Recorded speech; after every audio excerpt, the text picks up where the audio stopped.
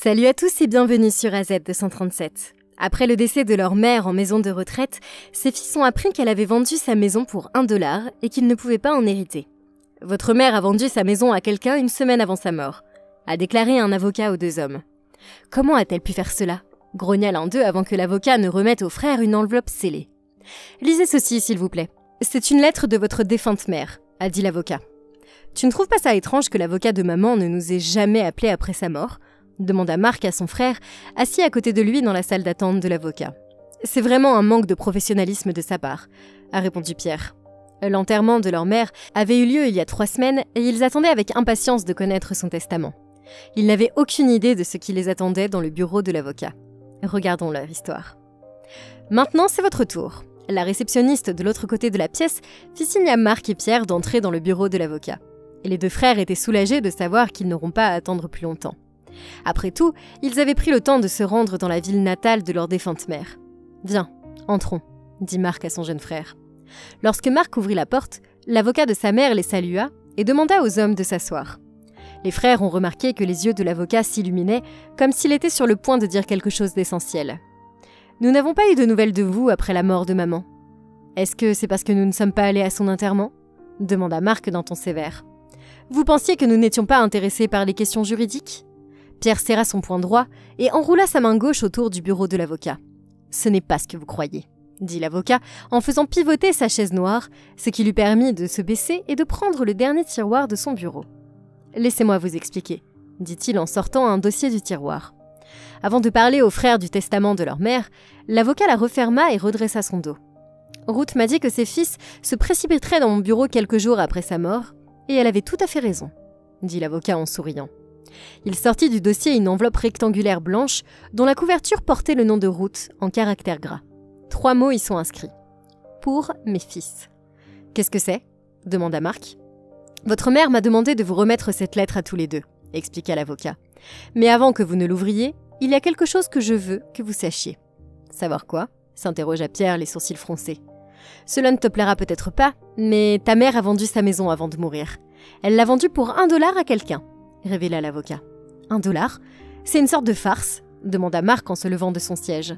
« Lisez la lettre et vous comprendrez tout », dit l'avocat. Marc et Pierre échangèrent un regard perplexe avant que Marc ne retire le rabat de l'enveloppe et ne fasse sortir la lettre. Il la déplia et commença à la lire à haute voix. « Cher fils, je sais que vous lisez cette lettre en attendant que mon avocat vous montre mon testament. Marc et Pierre, vous êtes mes seuls enfants et je vous adore tous les deux. Chaque jour, j'ai aimé vous élever au mieux de mes capacités, mais en vous regardant maintenant, je crois que j'ai échoué. » « Qu'est-ce qu'elle essaye de dire ?» intervint Pierre. Marc reprit sa lecture. « Après notre dernière conversation, j'ai compris que je n'avais pas appris à mes fils à être compréhensifs. Au lieu de cela, j'ai été indulgente avec vous et j'ai gonflé vos égos. Quand vous avez refusé de passer du temps avec moi et que vous m'avez abandonné ce jour-là, j'ai été dévastée. Pourtant, je crois qu'il existe une méthode pour enseigner à mes fils la valeur du respect et de l'empathie. Marc et Pierre, je ne vous transmettrai pas ma maison. J'ai plutôt décidé de la donner à une jeune fille qui n'a jamais connu l'affection parentale. Samantha, je t'aime. » « Quoi ? Elle a confié sa maison à quelqu'un d'autre ?» grogna Pierre. « En raison de ce que nous avons fait avec elle au cours des derniers mois, » expliqua Marc, avant que les frères ne commencent à revivre ce qu'il s'était passé quelques mois auparavant. Un samedi matin, Marc et Pierre ont reçu un coup de téléphone de leur mère, tombée inopinément malade. « Mes fils, rentrez à la maison s'il vous plaît » murmura-t-elle à voix basse. Marc et Pierre vivaient dans une ville située à 3 heures de route de la maison de leur mère. Ils avaient tout le temps de rendre visite à leur mère parce qu'ils travaillaient comme cadres et vivaient avec leurs femmes et leurs enfants. « Oh non, pas encore !» s'exclama Marc en raccrochant le téléphone. « Elle nous appelle tout le temps pour nous presser de venir.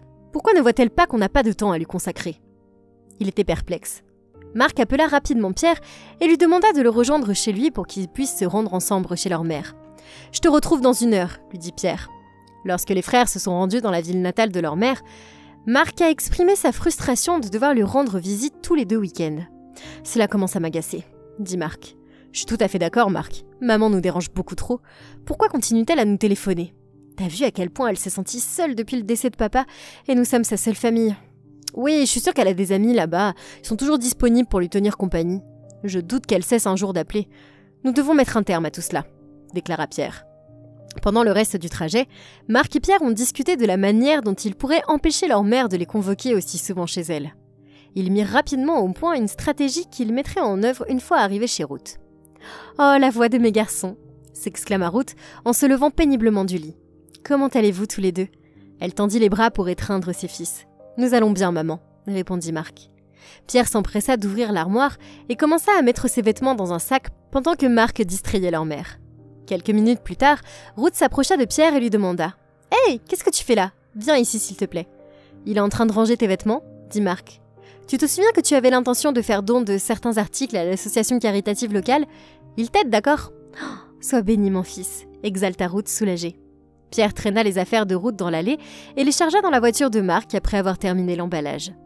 Il retourna ensuite dans la chambre de sa mère et fit signe à Marc de sortir. « D'accord maman, sortons aujourd'hui » proposa Marc. « Sortir ? Pour aller où Marc ?» demanda Ruth. « Allons faire un tour, tu te sentiras mieux » lui assura Marc. « Mais je voulais passer un peu de temps avec Pierre et toi ici. J'ai même commandé le roulé à la cannelle que vous adorez tous les deux » expliqua Ruth. « Restons à la maison et regardons un film. »« Non maman » dit Marc avec fermeté. « Pierre et moi t'avons réservé quelque chose de spécial. Il se fait tard, viens. » Se sentant impuissante face à ses fils, la frêle femme accepta de s'asseoir dans la voiture de Marc, inconsciente de ce qui allait se passer. Elle ne se doutait pas que ses garçons lui avaient menti en lui disant qu'ils partaient pour un long voyage. « Où est-ce qu'on va ?» demanda Ruth quelques minutes plus tard, lorsqu'elle remarqua que Marc avait pris une sortie qui les emmenait hors de la ville. « Je t'avais prévenu, maman, dit Marc. « Tu peux me dire pourquoi tu quittes la ville ? Le livreur sera bientôt chez moi, il faut que je rentre vite ?» dit Ruth d'une voix inquiète. « Ne t'inquiète pas, maman, tout va bien. » dit Pierre en regardant le visage ridé de sa mère. « Détends-toi. » Une trentaine de minutes plus tard, Marc éteint le moteur après s'être garé devant un immeuble de 2 étages. « Allez maman, on y va » dit-il en sautant du siège du conducteur. Ruth n'avait aucune idée de l'endroit où ses garçons l'avaient emmenée jusqu'à ce qu'elle sorte de la voiture et lise le panneau à l'extérieur du bâtiment. « Pourquoi vous m'avez amenée ici ?» s'emporta-t-elle. « Ne crie pas maman » rétorque Marc en faisant signe à son frère d'aller chercher un fauteuil roulant pour leur mère afin qu'il puisse l'emmener à l'intérieur. Ils avaient l'intention d'abandonner Ruth dans une maison de retraite et de ne jamais revenir. En la poussant dans un fauteuil roulant à l'entrée du bâtiment, Marc et Pierre souriaient aux employés. Pendant ce temps, Ruth suppliait ses fils de la ramener, et ils n'ont même pas pris la peine de l'écouter.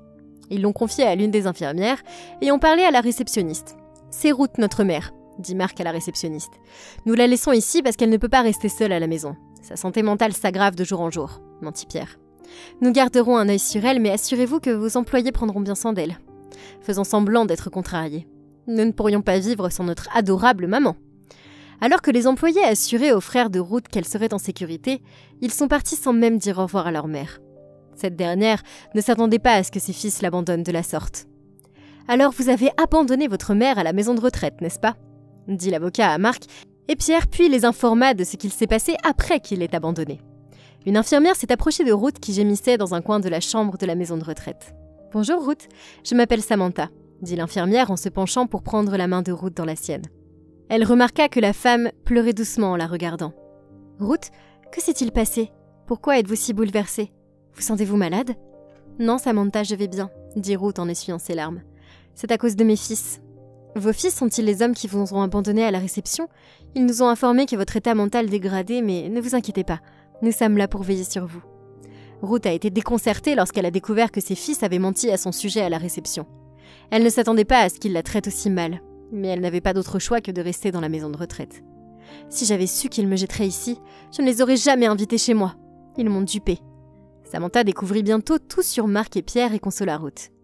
Elle se sentait très mal pour la vieille dame. Elle n'avait pas d'autre choix que de s'occuper d'elle. Ruth commençait à aimer passer du temps avec la jeune infirmière qui résidait également dans la maison de retraite parce qu'elle n'avait pas de famille. Elle avait perdu ses parents dans un accident il y a plusieurs années et elle était leur seul enfant.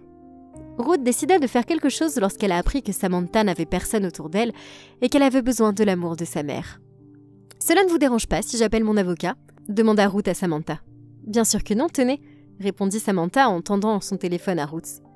Ruth chercha le numéro de téléphone de l'avocat dans son carnet et l'appela pour lui demander s'il était possible de modifier son testament et de donner sa maison à Samantha plutôt qu'à ses fils. L'avocat lui présenta d'autres possibilités, mais elle n'était pas satisfaite. Après avoir réfléchi, Ruth a une idée. « Samantha ?» l'appela-t-elle. « Tu as $1 en trop ?»« Bien sûr, Ruth, » répondit Samantha. Les sourcils fronçaient de confusion quant à la raison pour laquelle Ruth aurait eu besoin d'$1. « Mais pourquoi vous voulez $1 ? J'ai quelque chose pour vous, asseyez-vous, lui dit Ruth. Vous savez que mon temps sur cette planète est limité et je veux vous aider avant de partir. Aider? Mais comment? Demanda Samantha. Je veux que tu achètes ma maison pour $1, expliqua Ruth. Si j'écris dans mon testament que je te lègue la maison, mes fils peuvent contester le testament et t'enlever la propriété. Samantha accepta. Ne parlez pas de mon idée à mes fils avant que je sois morte. Faites-moi la promesse, Samantha, plaida Ruth. Je ne le ferai pas, rassura Samantha. Votre mère m'a demandé de vous remettre cette lettre, dit l'avocat après avoir vendu la maison à Samantha. Les frères ont été stupéfaits de découvrir ce que leur mère avait fait. Après avoir entendu toute l'histoire, ils se sont levés et ont quitté le bureau de l'avocat. Ils sont rentrés chez eux en silence, se demandant pourquoi ils n'ont pas pu prendre le temps de s'occuper de leur mère tant qu'elle était encore en vie.